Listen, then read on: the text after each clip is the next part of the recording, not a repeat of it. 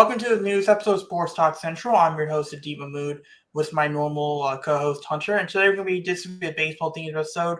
We're going to be talking about Angel Hernandez finally retiring. We're going to be talking a little Orioles Nationals.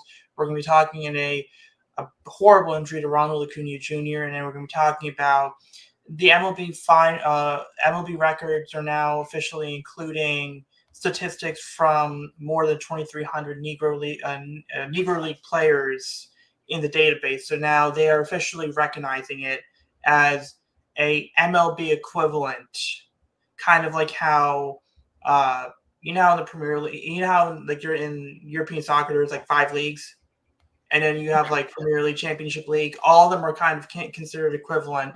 So that's where that is where we are going to start.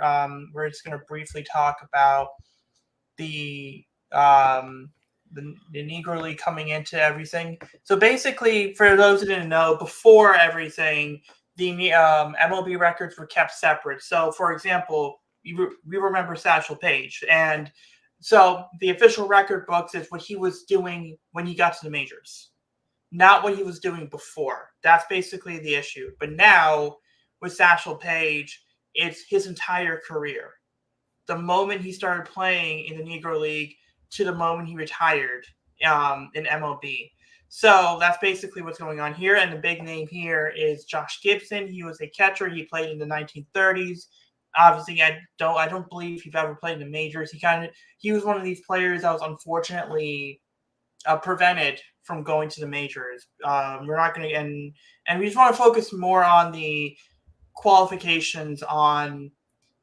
Are these like how legitimate are these records? What are your thoughts on MLB finally recognizing these numbers as real numbers? So like career batting average, Ty Cobb is no longer leading. I mean, I feel like it's about time, right, Eddie? Like this should have happened a long time ago. I think. Yeah. I mean, these players were all outstanding. I mean, Josh Gibson, you see there like 3rd overall behind Ted Williams and the Babe.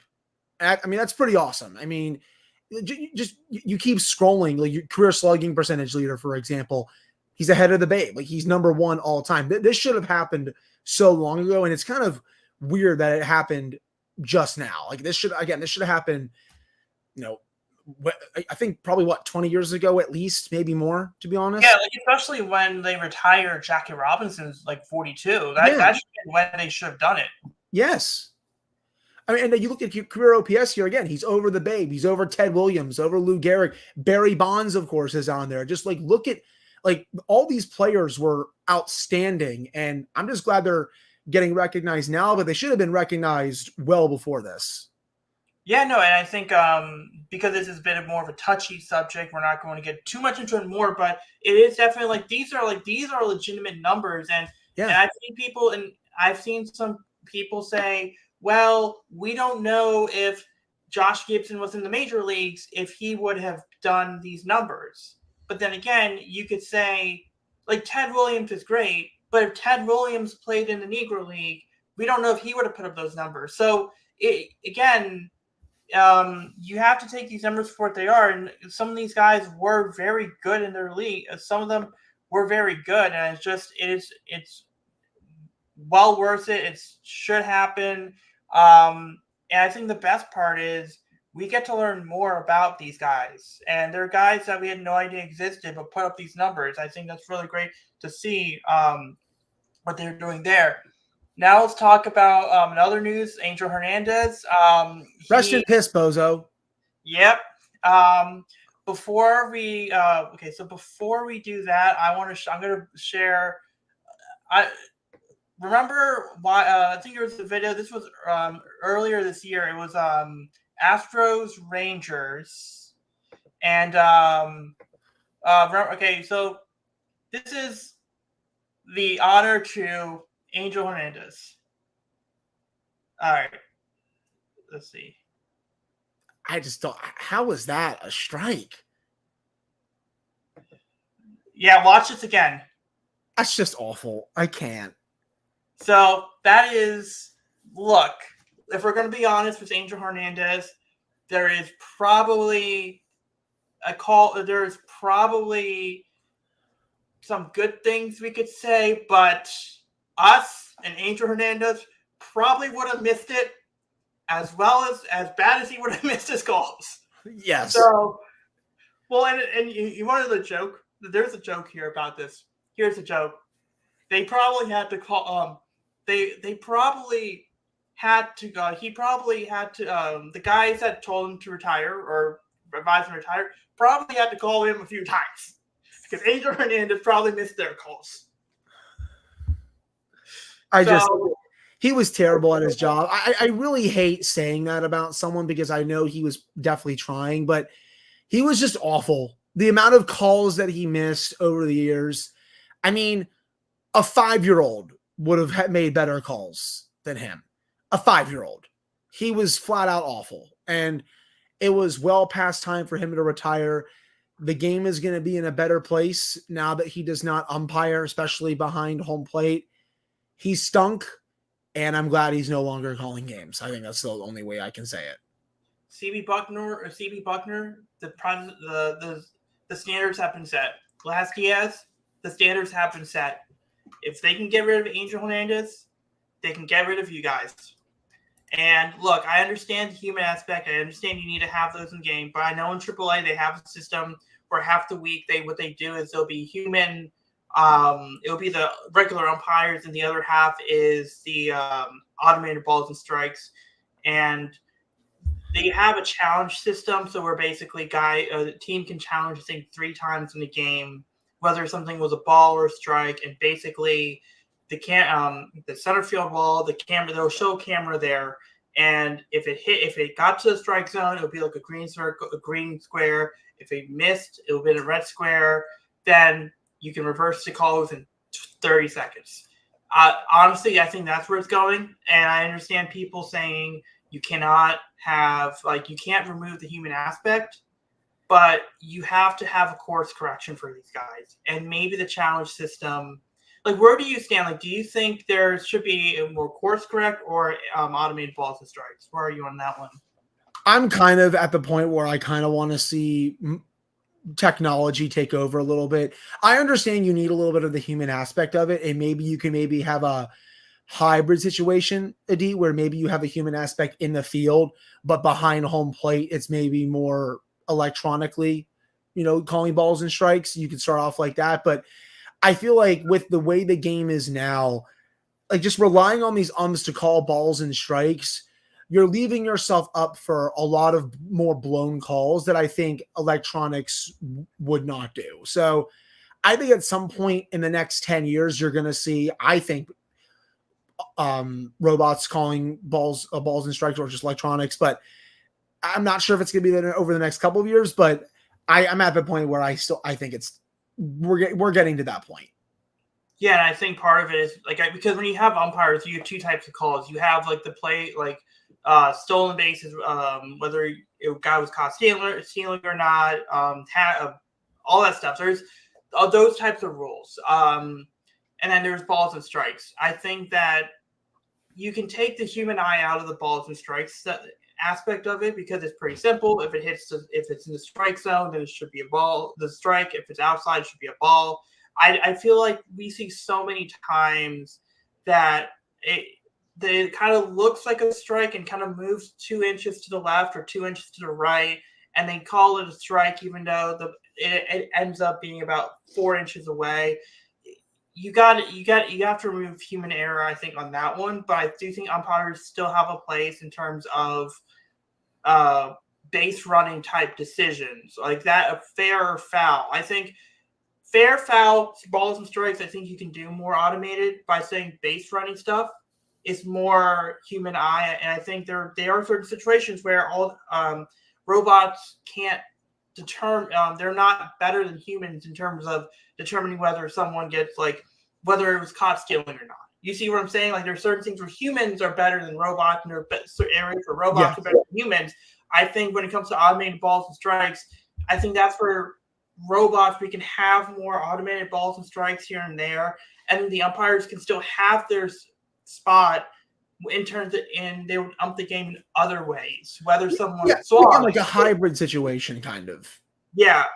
I think that's the way to handle this, and because it is unfortunate that we do have these discussions, but it's almost like, well, we're having these discussions because you guys aren't doing your job. So because you guys aren't doing your job, we got to have these discussions. And I get, sure, but let's try to find the hybrid. Let's try to find, this is where we need to work. This is where humans are better. This is where robots are better. And I understand the slippery slope, but look, there's a reason why everyone was happy when Angel Hernandez was fired. No one wants to see someone lose their job. It just sucks for them. Let's just talk about, and then let's bring up another one, which is Ronald Acuna Jr.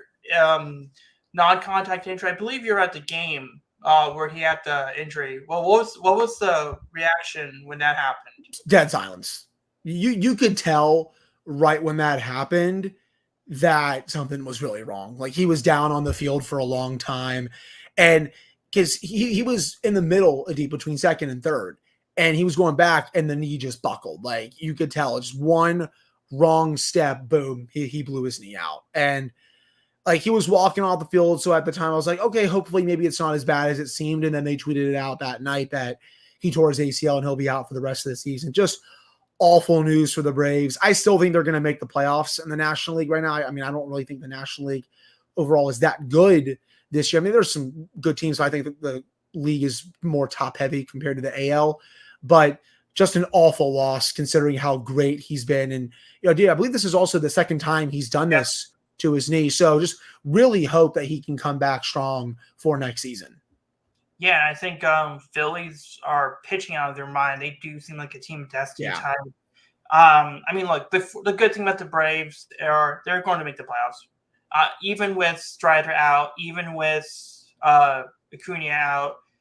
Look, I mean, they got pitching problems, and they got they're still going to make teams. I don't know how many good teams there are in the National League right now. So I mean, it's definitely brutal. Hope that he recovers. It doesn't seem like they're going to go external. It seems like they're going to go internal in terms of improvements. But that'll be a situation where I don't know if they're going to go Jock Peterson, but someone like Adam Duvall, someone like that. Like, remember, they did do that last year when they won the World Series. They went out and got 3 or 4 guys, and they mixed and matched, and that gave them the opportunity to win the World Series. I think they are going to find a way to do it, and we'll see what happens. Like, maybe they get lucky. Maybe they do get lucky, and you get the right collection of players. And let's just move on from that one. And then Orioles, Nationals. The Orioles, they're in 2 different situations. Like, what are your thoughts on the Nationals so far? Sorry. The Nationals, they're still playing well enough where I'm happy with their progress this year. They're a little under 500, but I'll take it, compared to where they were last year. They dropped 2 out of 3 to the Guardians, but the Guardians are one of the best teams in baseball. There's really no shame in that. The Nats, they got a 5-2 win today. Jake Irvin pitched his tail off yet again. He's been really fun for the Nats this year. 6 innings, only 2 earned runs, 5 hits, 6 strikeouts, 1 walk. He was great. Joey Benesses has really been warming up over these last couple weeks.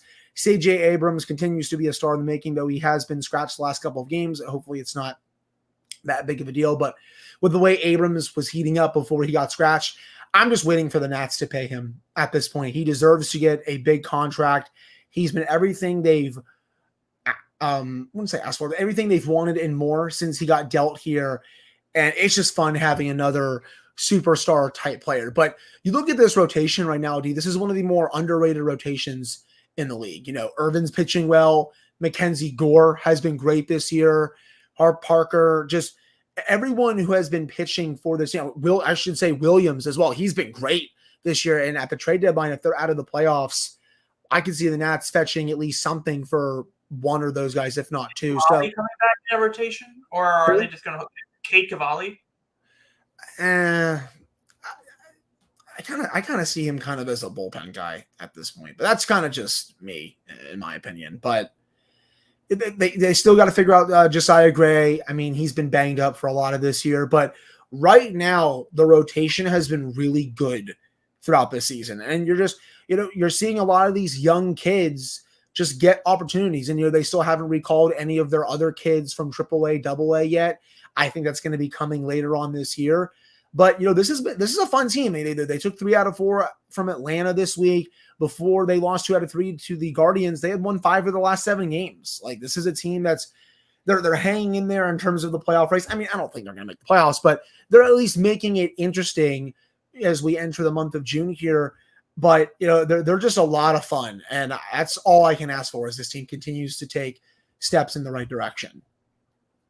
Yeah, no, Nationals were definitely they're a team on the rise. Let's see what they do. I think they're going to trade off some of their pieces.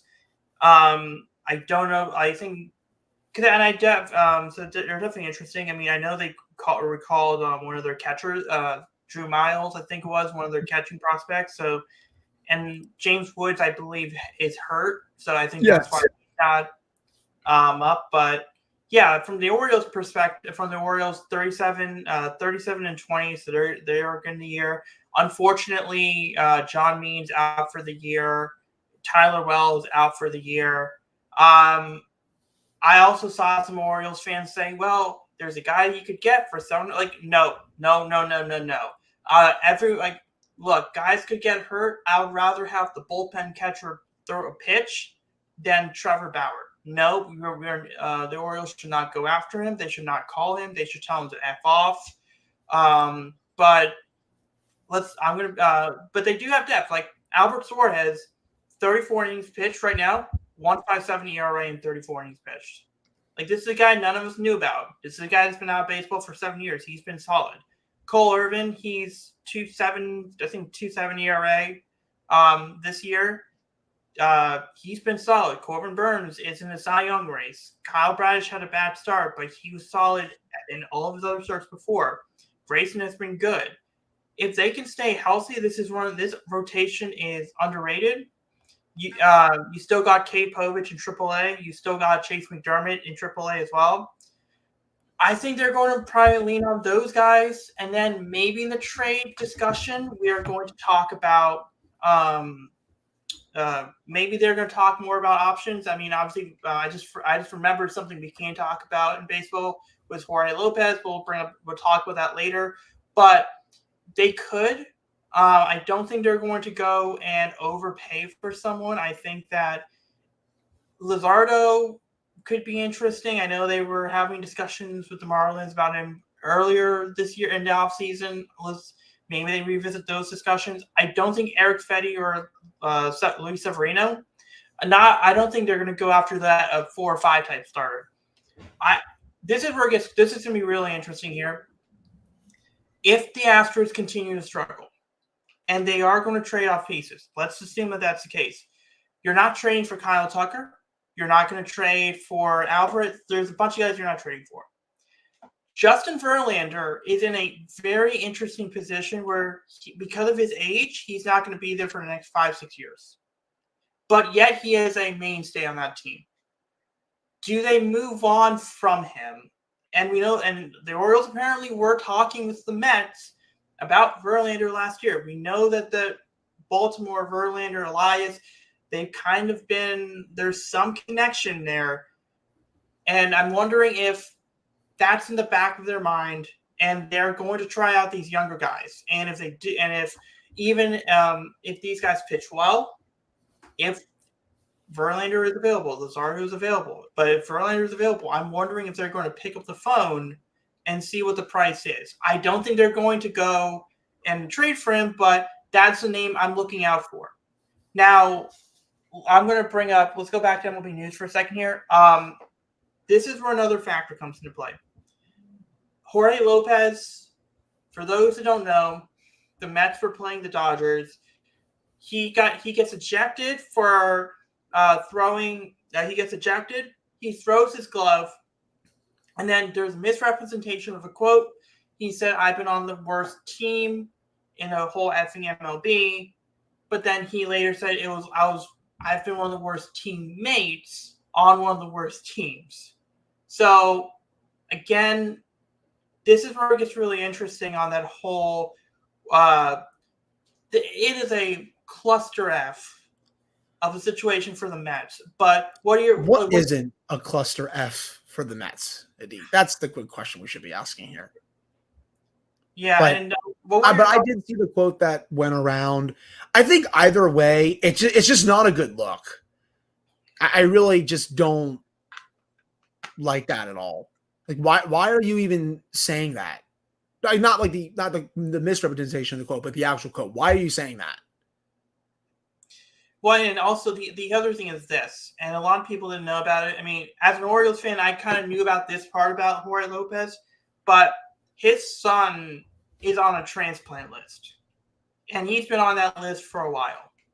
So I can't imagine what is going on in his head, that he has to be professional, he has to pitch, but then once he comes off the field, he has to be really hopeful that his son can get a transplant. And I'm wondering if a lot of that led to this moment, because this is not the Jorge Lopez that was in Baltimore. The Jorge Lopez in Baltimore was smiling. He was happy. And by the way, he was on the 2021 Orioles that lost 110 games. So he's seen what a bad baseball team is. And remember, he was with the Royals when they were bad. So it's not like this guy was always in a really good situation and now in a bad situation. He's in a bad situation. He's been in less than advisable situations the majority of his career. And then you compound that with his family. I mean, look, he's been DFA'd. We don't know if a team's going to claim him. His numbers do look good. For a team to claim him, the problem with him is they saw the outburst. He is a bit of a PR situation here. I'm wondering what teams are going to do it. I feel like the Orioles would claim him if he got to them. I don't think he will get to them, but I just think the familiarity is there. I think the Nationals could potentially claim him, potentially, but I just feel bad for the guy, especially if the stuff in his personal life is kind of bleeding into the situation. And then the last thing we're going to talk about, I don't know if you saw this, but the WNBA situation where Caitlin Clark, she gets pushed. It does seem a little off. Like, what was your reaction when you saw that? I think it was too much. I don't like, I understand she's a rookie. I get that she's probably, would you say, how do I want to phrase this? Would you say she's the greatest women's college basketball player of all time, or would you say top 5? Top 5 at least. Okay, top 5, yeah. I think, let's just say that. She's at least one of the top 5 greatest women's college basketball players in the history of the sport. But I feel like the treatment has just gone a little too far. I didn't like that shove. She milk it a little bit, sure. But I think Carter knew what she was doing there. She knew what message she was sending. And just look at the answer after the game, Adit. Oh, I'm not going to talk about it. Look at her Twitter likes. Look at how she's tweeting. I hate saying this, but it seems like it was very intentional. I think she knew what she was doing. And obviously you're going to have the people, give her more calls, give her more calls.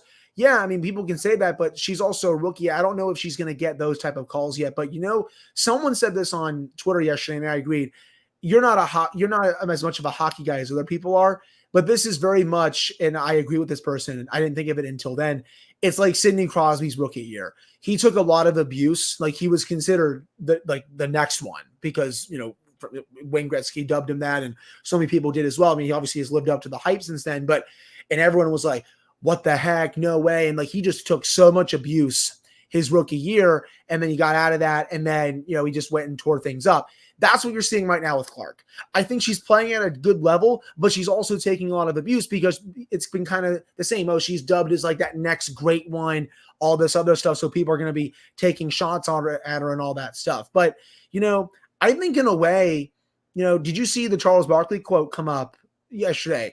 In a way, I feel like he might have had a point there because he got dunked on by quite a few people, but he may have had a point just because it seems like it is pettiness from some of these women about how they treat Caitlin Clark. It's very strange overall. I think that she is one of the biggest names in WNBA in the last few years. I think it's fair to say that. I also She's think one of that the. I think right now she's the biggest reason why more people are watching this league. yeah, no, I was about to say that.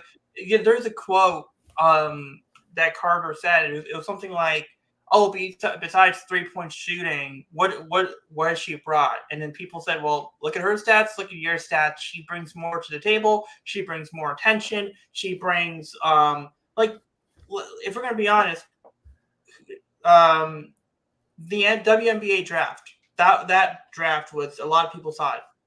If look, Angel Reese, good player, good player. Oh yeah. Cameron was a Cameron Brink, the other the really tall. I think she's really tall, like blonde. I think Cameron Brink. Yeah, you're right. Player. Yeah, it is Cameron Brink. She's also awesome. Yes, but I don't think that if Caitlin Clark was not there and it was just Angel Reese, I don't think the WNBA draft would have gotten that much attention. I think it would have gotten more attention than it would have if she wasn't there because of her record. And I think with Cameron Brink, if she was that person, it would, again, same thing. Caitlin Clark was the main reason why people are paying attention to her. She got so much attention that Ice Cube was offering her money to play in the Big Three tournament. Yeah. So that's how good, that's how noteworthy she is. And I think it is, and it can't be a coincidence that her teammate is Angel Reese. It can't be a coincidence that her teammate was Angel Reese. Angel Reese would have been it's like she's kind of in the Caitlin Clark story, but she's not. She's not a main part of it. Angel Reese likes to say that like she respects Caitlin Clark. I just don't know how much I buy that. Like, did you see the reaction she had when that foul happened? Yeah, she like jumped up and got happy about it. I'm like, you're sitting here talking to the media saying like, oh, there's no bad blood, but like it feels like there is. Like that's what it seems like to me. Maybe I'm just a complete idiot on here, but it seems like there is like legit animosity from that side. I don't think there's much from Clark's side, but it seems like Reese has a problem just because of the way she reacted. I don't know. That didn't really sit well with me either. It felt kind of weird. Yeah, but again, it's just a weird thing. I mean, look, when you get the attention she's getting, look, and if the team was winning more, and also it's not like the team, the Indiana Fever was actually winning the top team right now. But yeah, before they won yesterday, they had lost 8 of their first 9 games. Yeah, so again, I mean, I think people are going to get over it. I think with Caitlin Clark, the big thing is this: people are paying more attention to WNBA. Oh, for sure. Yeah, and I think that there are more people. There's someone from USC, I can't remember her name. There's other players out there that are solid players that next year, because we have a Caitlin Clark, now people are going to try to find the next one. Yeah. They're going to find the next one, and that is great for the game. Because also it has gotten even better in the sense of when her contract came out, it was, oh, she's not getting paid much. And her fame is now bringing more attention to how the WNBA should be respected more. And I feel like because Caitlin Clark has done what she has done, now we're learning more about these players. Like the Las Vegas Aces, which by the way, Liz Kitley was drafted by them.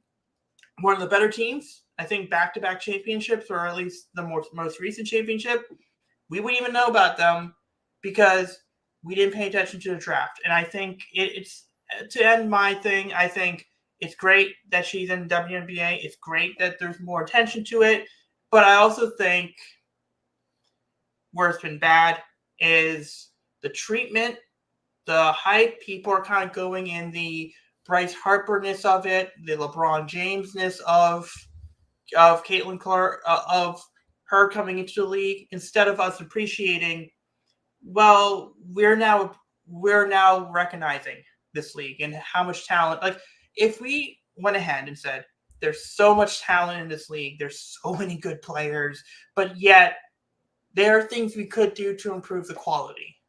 And yes, because of a player, we know about it, and that if that player wasn't there, we would not have known about it. But you know what? You take the good, you take the bad with the good, And I think that most of these discussions about the WNBA should be a way to grow the game.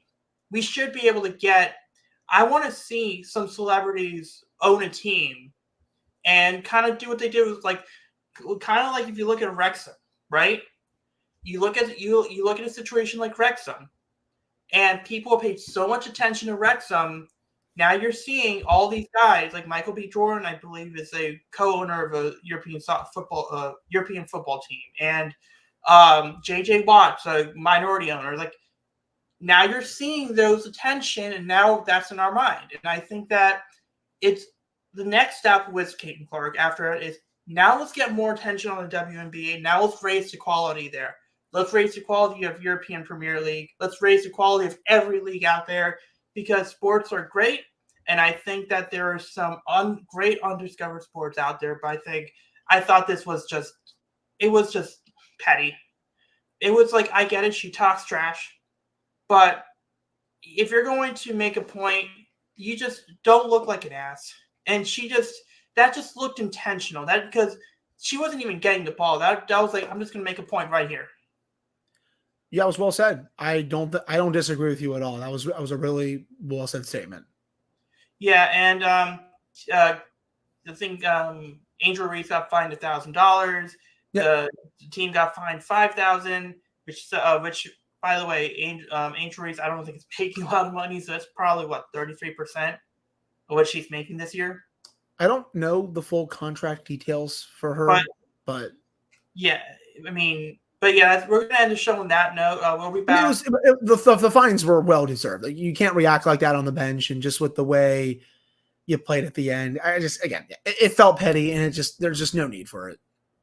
Yeah, so we'll be back next week. I think let's look at some of the stuff for let's look at some of the stuff recap like some of the stuff in baseball, like the standings and everything. Yeah. If the Yankees could just lose a few more games, that would be really good. I mean, the Orioles were fine. They did this. Aaron Judge disagrees with you, Edie. Yeah. Well, I mean, granted, Gunnar Henderson is just 2 behind Aaron Judge in home runs. So we're good. And then Kyle Tucker, by the way, sneaky MVP option. Kyle Tucker, he's hit 19 home runs, and I know a lot of people are. He's been around the league. I think we all recognize Kyle Tucker's a good player.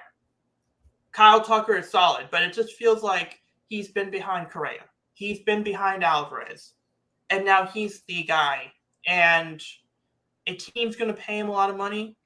I'm guessing it's not going to be Houston. I'm guessing. But yeah, we're going to show on that note. Next week, we're probably going to do a little, we're going to talk more about baseball, and we'll see you guys next week. Yep. See you guys then. Thank you.